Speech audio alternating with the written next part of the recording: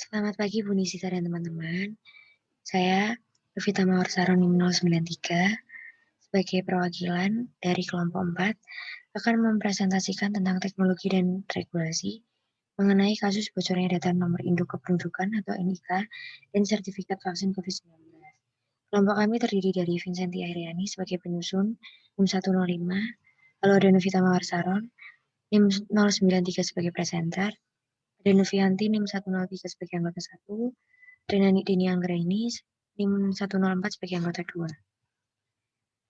Saya akan membahas mengenai pengertian dari teknologi informasi dan regulasi. Di masa ini seluruh dunia telah memasuki era globalisasi informasi. Jadi secara pesat teknologi itu mengubah cara hidup manusia, di mana batas ruang dan waktu itu sudah tidak menjadi kendala besar. Dengan hadirnya internet semakin mengukuhkan bahwa teknologi informasi dan komunikasi ini telah menjadi budaya masyarakat di dunia saat ini. Nah, teknologi informasi menurut Sutabri merupakan suatu teknologi yang mampu mengolah data, termasuk memproses, mendapatkan, menyusun, menyimpan, memanipulasi data dalam beraneka ragam cara dalam upaya memberikan hasil informasi yang berkualitas, yaitu informasi yang relevan, akurat, dan tepat waktu, sehingga layak digunakan di dalam keperluan pribadi, bisnis, dan pemerintahan, dan merupakan informasi yang strategis untuk pengambilan keputusan. Semula teknologi informasi digunakan hanya sebatas pada pemrosesan data. Namun dengan semakin berkembangnya teknologi informasi tersebut, hampir semua aktivitas organisasi saat ini telah dimasuki oleh aplikasi dan otomatisasi teknologi informasi. Nah, kehadiran internet ini telah membawa dampak yang signifikan bagi perkembangan ilmu pengetahuan dan teknologi saat ini. Teknologi mampu membawa manusia kepada tingkat kualitas kehidupan yang lebih baik, namun dalam waktu bersamaan, teknologi ini juga dapat membuat suatu permasalahan-permasalahan besar jika teknologi tidak digunakan dengan baik. Jadi, perkembangan teknologi informasi yang begitu cepat akhir-akhir ini membuat pemerintah di Indonesia juga harus turut mengimbangi dengan penyusunan regulasi berupa undang-undang yang mengatur penerapannya. Nah, regulasi sendiri itu artinya, menurut Stewart dan Walsh, suatu proses untuk memastikan adanya standar sebagai suatu persyaratan hukum yang dipenuhi untuk layanan tertentu atau kegiatan publik sehingga kebijakan dipenuhi. Regulasi ini selalu ada di setiap negara hukum karena dijadikan sebagai alat. Jadi dijadikan sebagai alat untuk mengendalikan sesuatu demi tercapainya kehidupan bersama dan bermasyarakat yang harmonis. Kelompok kami mengambil satu kasus yaitu bocornya data nomor induk kependudukan NIK dan sertifikat vaksin COVID-19. Jadi pada masa pandemi ini, masyarakat itu kan diwajibkan untuk mengikuti program vaksinasi dari pemerintah.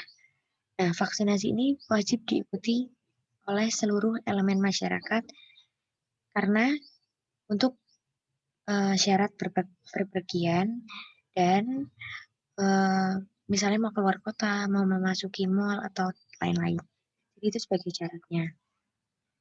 Dan pemerintah memberikan kemudahan untuk masyarakat-masyarakat yang udah vaksin, jadi diberikan kemudahan untuk mengakses lewat aplikasi Peduli Lindungi atau website dengan alamat pedulilindungi.com. Jadi aplikasi ini tuh untuk mengakses sertifikat, lalu untuk mengetahui kesehatan-kesehatan dan zona aman atau zona merah yang ada di sekitar kita. Akan tetapi, akhir-akhir ini tuh ada beberapa masalah gitu. Jadi ada kebocoran mengenai NIK, yaitu kebocoran dari Presiden Joko Widodo atau Jokowi, di mana sertifikat itu dapat diunduh dan diakses oleh masyarakat. Ini tuh tersebar di media sosial. Gitu. Kemudian untuk memastikan kebenarannya, jadi masyarakat tuh mencoba beberapa fitur aplikasi nih untuk memastikan ini NIK-nya benar apa enggak sih gitu.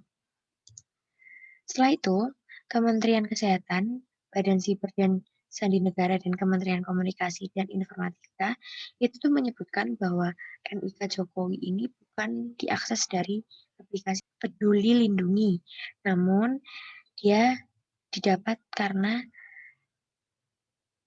Jokowi itu kan pernah menjabat sebagai presiden. Jadi dulu dia ada di situs Komisi Pemilihan Umum.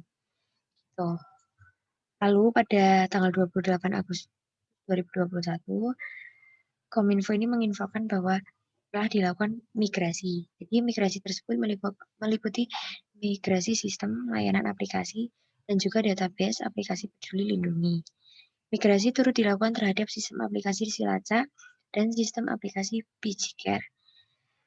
Pemerintah tetap menghimbau masyarakat menggunakan aplikasi Peduli Lindungi ini dan dijanjikan akan terus meningkatkan keamanan sistem pada website dan aplikasi Peduli Lindungi. Nah, kelompok kami memberikan beberapa solusi untuk kasus ini. Yang pertama adalah pemerintahan perlu mengkaji ulang dan mengubah metode yang digunakan dalam memverifikasi data di fitur periksa sertifikat jika tetap digunakan. Jadi kalau misalnya pemerintah ini tetap akan menggunakan aplikasi Peduli Lindungi, aplikasi ini tuh harus tetap dikembangkan gitu. Jadi masyarakat itu tidak mudah untuk mencoba aplikasi lain untuk mencoba memverifikasi datanya. Kalau gitu kan jadi datanya kan kesebar dengan mudah. Yang kedua, ada pemerintah perlu untuk membuat metode verifikasi yang lebih aman. Misalnya dengan cara mencantumkan nomor telepon. Jadi nanti verifikasinya itu lewat pengiriman OTP ke nomor telepon yang orang-orang pada vaksin. Yang ketiga adalah menghindari penyebar luasan data kepada pihak tidak dikenal. Jadi, masyarakat ini diimbau untuk tidak mudah memberikan data pribadi seperti KTP, KK, kartu kredit, atau transaksi keuangan apapun kepada orang yang tidak dikenal. Nah, sekian dari presentasi dari kelompok kami. Jika ada salah kata atau salah penyampaian, kami mohon maaf. Terima kasih.